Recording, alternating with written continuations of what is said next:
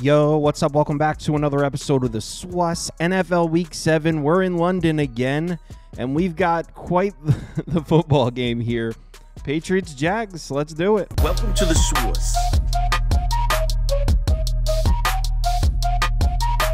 The SWAS. SWAS. Hey, get the sauce. All right, like I said, we got New England, Jacksonville over in London. The Jags are laying 6 now. Looks like all the 5.5s are gone. Total sitting at 41, well, actually mostly 42 here as far as the total goes. Let's take a quick look at the pie charts, and according to the data, actions coming in on the New England side. Over 70% of the tickets on New England, over 50% of the money. So New England looking like a public dog, but as I always say, take this data with a grain of salt. So let's get into this one, and we'll start with Drake Maye coming off a pretty good game. I mean, obviously there were a couple interceptions in there, but 243 yards, 3 touchdowns, 2 picks, 7.4 yards per attempt, 88.3 passer rating in the game.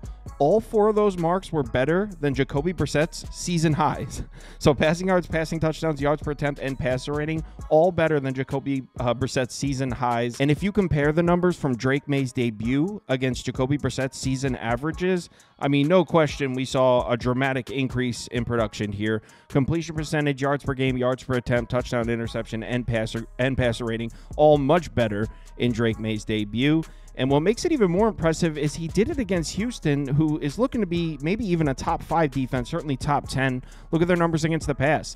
3rd in yards per attempt allowed, 9th in success rate per dropback, 7th in EPA, 6th in pass defense DVOA. So this kid makes his NFL debut, puts up a better game than we've seen from Jacoby Brissett all season. So if you're a Patriots fan, you got to be pumped about that. And also, he did it against Houston's pass rush. I talked about their pass defense numbers. Look at their pass rush. 3rd in pressure rate, 16th in pass rush grade, 4th in adjusted sack rate. Now he gets to play against the Jacksonville Jaguars defense, which might be the polar opposite of the Houston Texans. I mean, look at their numbers against the pass. This is a bottom 5, maybe even a bottom 3 defense against the pass this year. 29th in yards per attempt, 27th in success rate, 32nd in EPA, 32nd in DVOA. And we talked about the Texans pass rush.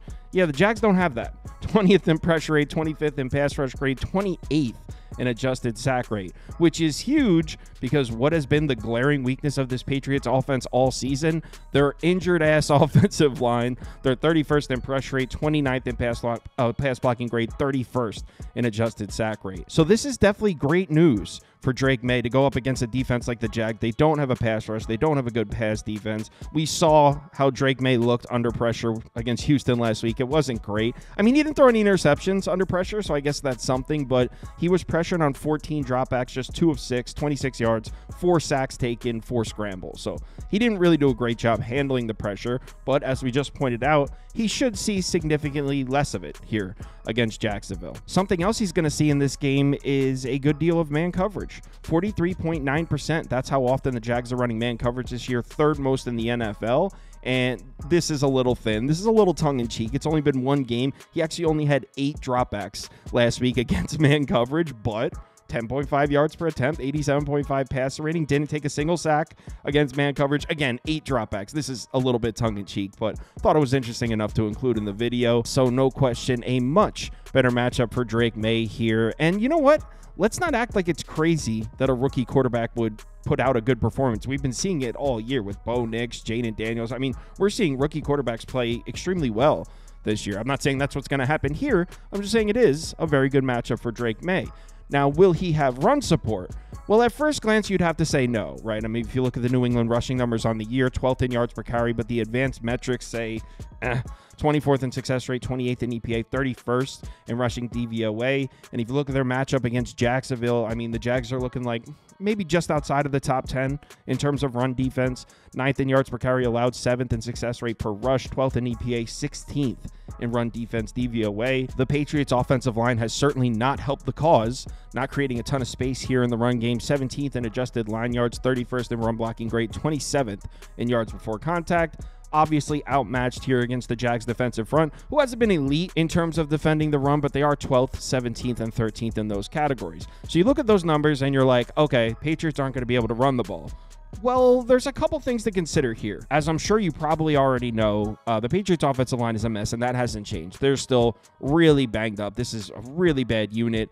They look to be getting Stevenson back at RB, though, which is huge because the last time we saw him on the field, he had his best game of the season. I believe he had 7.4 yards per carry and a touchdown against Miami, so that was the last time he was out there. He had his most efficient day running the ball all year. Also, New England runs a lot of gap concept blocking schemes, 5th most in the NFL. That happens to play directly into the weakness of Jacksonville's run defense. They have elite numbers against zone blocking schemes, but against gap concept blocking schemes, 14th in yards per carry, 19th in success rate. Not to mention, I know we looked at the stats. I know the numbers say Jacksonville's run defense is good, right? They've done a good job against the run this year. But how good do we think this run defense is right now? In their last 2 weeks, they're allowing 5.7 yards per carry, over 127 rush yards per game. That's against Chicago and Indianapolis. It's not like they played the Ravens or the Cardinals or the top 5 rushing attack. Against the Bears and the Colts, the Bears have been struggling to run the ball this year. So I'm not sure how much confidence I have in the Jags run defense right now. Not to mention they've been struggling with scrambling quarterbacks. Against Caleb Williams and Josh Allen in those 2 games, they're allowing 11 yards per carry. We know Drake Maye's mobile. Maybe he can use his legs to make some plays in this game. So overall on this side, I don't think it's a terrible matchup for New England's offense. I think they're going to be able to move the ball a little bit here. We do have to mention that Tyson Campbell may be back for Jacksonville. He's been missing for several weeks now. That's their best corner. That would be huge. He's been practicing all week, I believe. So that would be huge to get Tyson Campbell back. But I think New England's going to be able to run the ball in this game. I think Drake Maye's able to make some plays. I think the Patriots are able to move the ball a little. I'm not saying the Patriots are going to hang 30 points on the Jags, but don't be surprised if the Patriots are able to move the chains in this game. Now, what about the matchup on the other side? Let's talk about the Jags offense. Here are the Patriots' defensive numbers on the year. They're not great. I mean, this is the strength of their team, as wild as that sounds, but they're certainly not great. 23rd in yards per play, 21st in success rate, 25th in EPA, 29th in overall DVOA. That being said, you flip it over to the Jags, and this offense isn't much better. I mean, 15th in yards per play, 22nd in success rate, 21st and 20th. So it's not like the Jags offense has been significantly better than the Patriots defense. In fact, these 2 units are pretty evenly matched. And in terms of coverages, New England might be a tough matchup for Trevor Lawrence. They run a lot of man coverage, 37.9%, 5th most in the NFL. Trevor Lawrence, significantly better numbers against zone. I mean, completion percentage is down to 47.9% against man. Yards per attempt is down. Passer rating is way down. Significantly better numbers against zone.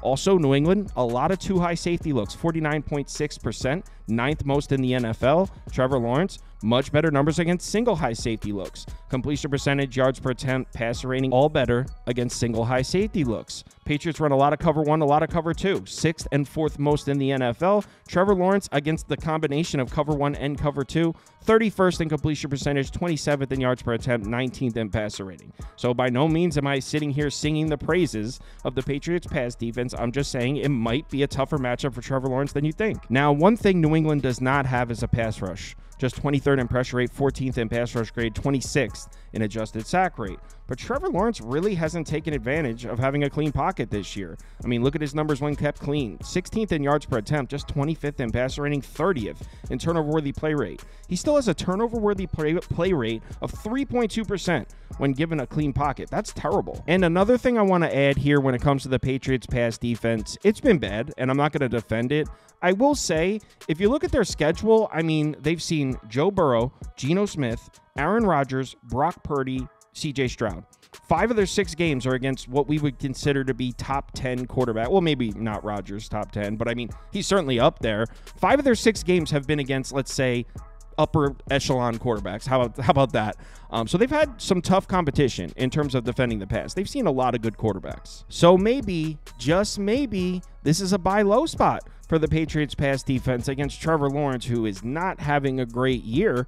Now, what about the run game? Because Jacksonville has been able to run the ball this year. They're actually 2nd in the NFL in yards per carry, just 20th in success rate, but 7th in EPA, 19th in DVOA. I'm not going to say their run game's been great, but it's definitely been solid. Well, that would play to the strength of the Patriots defense. Not that it's been great, but it has been the strength of their defense. They're 17th, 11th, 18th, and 27th against the run so far this year. Jacksonville also a lot of gap blocking schemes, just like the Patriots. That plays into the weakness of the Patriots defense as well. 30th in yards per carry allowed and 24th in success rate per rush against gap concept blocking schemes. Not to mention, New England's run defenses look really bad last couple weeks. 5.7 yards per carry allowed, 193 rushing yards per game allowed, just a 31.9% success rate per rush, indicating it wasn't quite that bad. But look who they played. The Dolphins and the Texans, two teams that can't run, two teams that on paper can't run the ball. I think we know that the Dolphins and Texans have better rushing attacks than this, but still, it's not a great sign that New England's been struggling to stop the run against Miami and Houston. I definitely don't like that.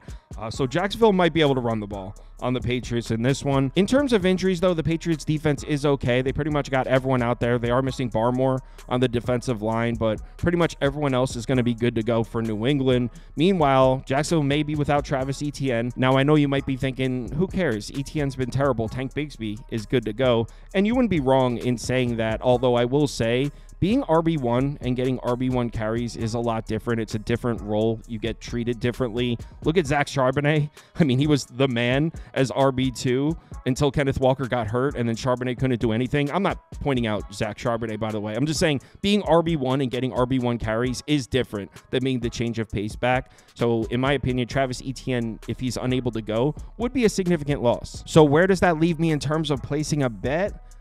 I mean, pass. I don't want to bet this game at all. This is terrible. This is a terrible football game, but it's a standalone game. It's a London game. Obviously, when I wake up, having my coffee, getting ready for the live show, I want to have some action on it. So I'm going to take New England plus the 6. Look, by no means am I telling you should bet the Patriots. I truly think Jacksonville might be looking like a bottom 6 or 7 team in the NFL, and they shouldn't be laying 6 to anybody. Also, really like what I saw from Drake Maye, and I think he's able to make some plays against a really bad Jacksonville defense. So I'm going to take the Patriots plus 6, but again, disclaimer, like I might be doing a little bit of gambling here. So taking New England plus 6. Let's do it, Pats. If you'd like to see all the bets I have open, head over to KyleKirms.com and click on open bets. You'll see all mine as well as everyone on the staff here. Also, if you sign up to Sauce Network Plus, it comes with access to the Discord, and you can participate in the weekly betting league. Now, obviously, it's too late to get in for this week, so you'd have to wait for Tuesday to sign up for next week. But every single week, the winner gets $150 cash and one of these trophies.